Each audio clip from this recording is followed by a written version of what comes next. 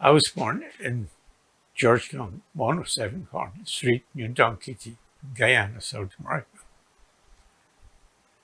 And you were born in a family of a lot of kids, Oh, a lot yes. of families. Just tell me what your family was like. Yes. I have 10 brothers and 3 sisters, out of which a few passed. I'm about 7 or 8 child in the family. What year did the independence happen? I think in the 60s, I can't recall exact date. What was? Do you remember what it was like? Was it crazy? Was people a lot of turmoil? Or, Well, it was rough at first. In fact, the working class of the people were working there as a group. But the British used diplomacy to separate the people. For example, they create what's called proportional representation. It divides the Hindus, it divides the Indians, which comprise of Hindus and Muslim Christians, and blacks. So people form 2 separate groups, which is called the PPP, People Progressive Party, and the PNC, People National Congress. The PPP support or had the Indian supporters, the PNC had the black supporters, and there was the next organization called United Force, which comprises the white people. However, though, the PPP and the PNC were majority, so those were 2 superpowers in Guyana. But PPP won the election, but they couldn't form a government because they didn't have the full body. So the PNC sided with United Force and formed government, and they got into power. When they got into power, there was a lot of problems. There were riot, looting, a lot of Indians were being raped, robbed, businesses were burned, looted, rioting. People were scared. I remember as a young kid, I had to keep guard at night to protect the home, protect the village. Lucky for us, we were living in a village that was predominantly Indians. So we weren't that afraid of being invaded by another group, provided we keep alert day and night. And in those days, I learned stick fighting. You couldn't use guns were confiscated. So I pick up stick fighting. During the day, rather than go to school, I sleep.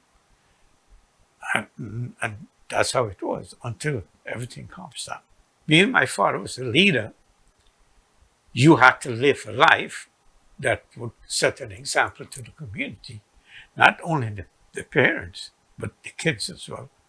So we walked on a very thin line. The only time I can be myself, I have to go outside in a different village that people doesn't know me or doesn't know my father. Then my true colors would come out. oh man. And I looked and I said, it would be better for me to leave Guyana for other country. Well, which other country?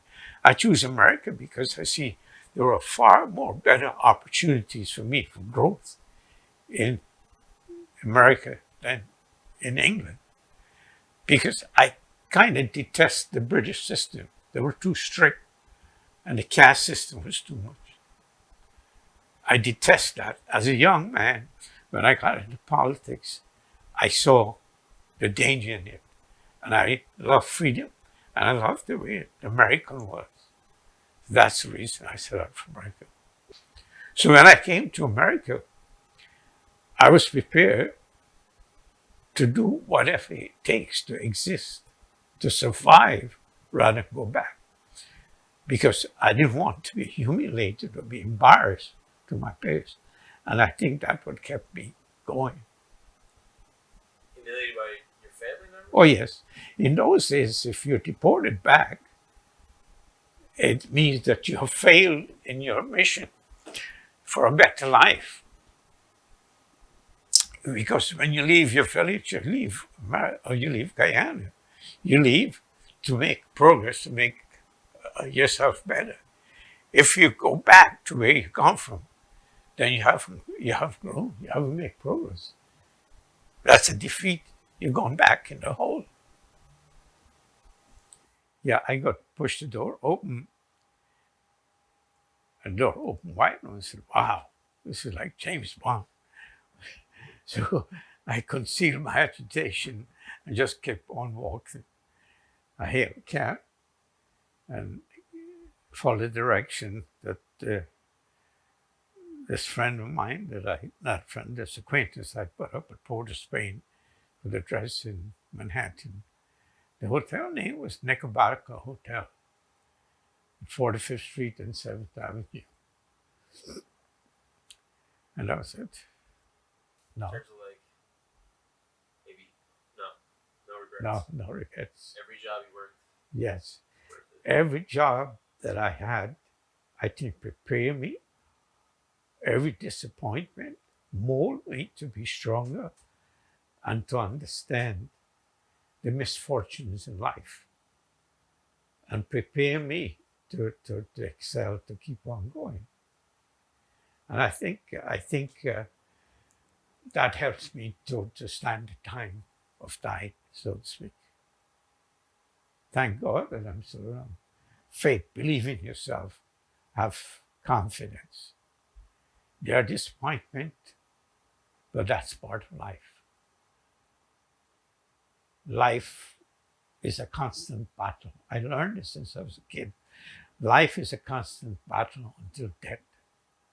Therefore, we have to strive as long as we can breathe. And that has been my manifesto until now.